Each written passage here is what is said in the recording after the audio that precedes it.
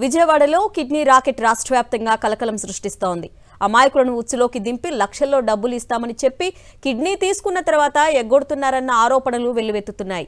ఈ క్రమంలోనే తనను మోసం చేశారంటూ మధుబాబు అనే వ్యక్తి చేసిన ఫిర్యాదుతో కేసు నమోదు చేసిన పోలీసులు దర్యాప్తు ప్రారంభించారు.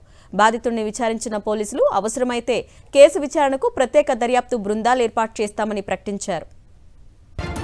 విజయవాడలో భారీ స్థాయిలో కిడ్నీ దందా జరుగుతోందన్న ఆరోపణలు వెల్లువెత్తుతున్నాయి. నకిలీ డాక్యుమెంట్లతో బంధువులుగా చూపిస్తూ ఈ కిడ్నీ రాకెట్ నడుపుతున్నట్లు తెలుస్తోంది.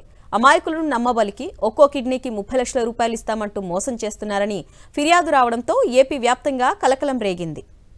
విజయవాడలోని విజయ్ సూపర్ స్పెషాలిటీ హాస్పిటల్లో తన కిడ్నీ తీసుకొని డబ్బులు ఇవ్వకుండా ఎగ్గొట్టారంటూ గుంటూరుకు చెందిన మధుబాబు అనే వ్యక్తి ఎస్పీకి ఫిర్యాదు చేశారు. అయితే ఆర్థిక లావాదేవీలతో తమకు ఎలాంటి సంబంధం లేదని, డోనర్, పేషెంట్ ఇద్దరు ఇచ్చిన పత్రాలు పరిశీలించాకే ఆపరేషన్ చేశామని ఆసుపత్రి యాజమాన్యం చెప్తోంది. ఈ క్రమంలో నగరపాలెం పోలీస్ స్టేషన్కు వచ్చిన బాధితుడు మధుబాబును గుంటూరు వెస్ట్ డీఎస్పీ మహేష్ విచారించారు. కిడ్నీ రాకెట్ బ్రోకర్ అని చెప్తున్న వెంకట్ అనే వ్యక్తిని మధుబాబు ఎలా ఆశ్రయించారు, మొత్తం ఎన్ని లక్షల డబ్బులు ఇస్తారని చెప్పారు, ఆ తర్వాత ఎంత డబ్బులు ఇచ్చారనే విషయాలను అడిగి తెలుసుకున్నారు. అయితే ఈ విచారణలో మధుబాబు కీలక విషయాలను పోలీసులకు వివరించినట్టు తెలుస్తోంది. విజయ సూపర్ స్పెషాలిటీ ఆసుపత్రిలో నెలకు 15 కిడ్నీ ఆపరేషన్లు జరుగుతున్నాయని, అవి కూడా ప్రతి నెల 1 నుంచి 15వ తేదీ మధ్య చేస్తున్నట్లు బాధితులు వివరించినట్లు సమాచారం.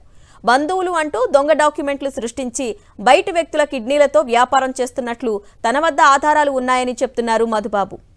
తన కిడ్నీ ఇస్తే 30 లక్షలు ఇస్తామని చెప్పిన బ్రోకర్ గత డిసెంబర్ నుంచి నెలకు 5,000 చొప్పున చెల్లించారని, ఆ తర్వాత ఒకసారి 50,000 ఇచ్చారని మధుబాబు చెప్తున్నాడు. ఇప్పటి వరకు కేవలం 1,10,000 మాత్రమే ఇచ్చారని, మిగతా డబ్బులు అడిగితే ముఖం చాటేస్తున్నారని వాపోయాడు. బంధువు అని రికార్డులు సృష్టించాం కాబట్టి మిగతా డబ్బులు ఇవ్వమంటున్నారని ఆవేదన వ్యక్తం చేశారు.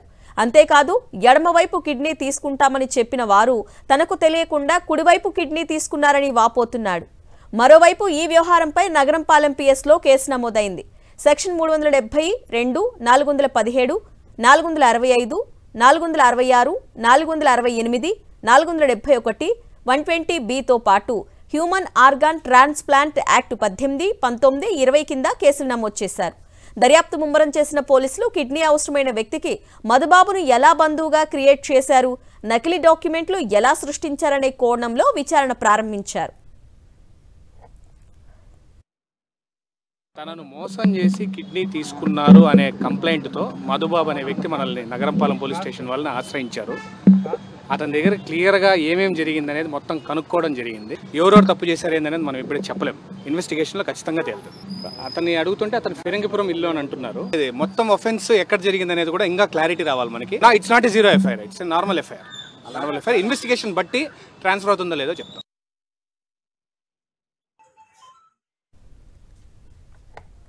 రైట్, ఇదే అంశానికి సంబంధించి అప్డేట్స్ మా ప్రతినిధి అశోక్ని అడిగి తెలుసుకుందాం.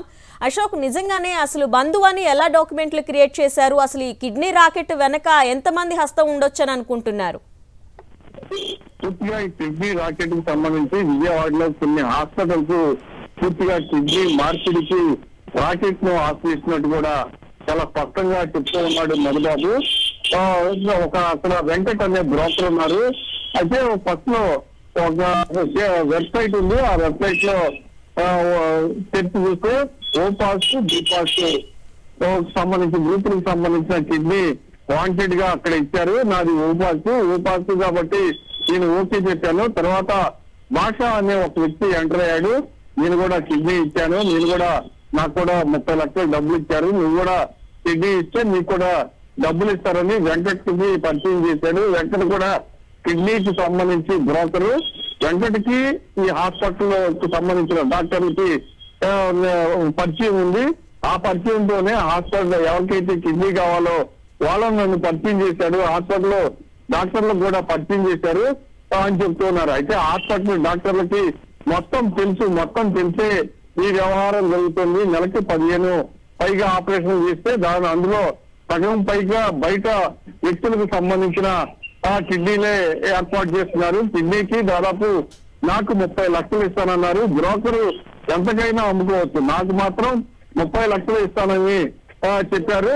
ఇందులో ఇదంతా పూర్తిగా డాక్టర్లకి ఖచ్చితంగా ఎవరైతే శరత్ అనే డాక్టర్ ఉన్నారో అది అతనికి తెలుసని కూడా మధుబాబు పోలీసులకు చెప్తున్నారు. పూర్తిగా హాస్పిటల్ యాజమాన్యం ఒక పథకం ప్రకారమే తన డబ్బులు ఎక్కొచ్చారని కూడా చెప్తున్నారు. వెంకట్ అనే వ్యక్తి పూర్తిగా యాక్చువల్గా ఏంటంటే కిడ్నీకి ఇవ్వాలంటే ఖచ్చితంగా అతను బంధువు అయి ఉండాలి. బంధువు అయితే ఈజీగా దానికి సంబంధించిన అనుమతులు వస్తాయి.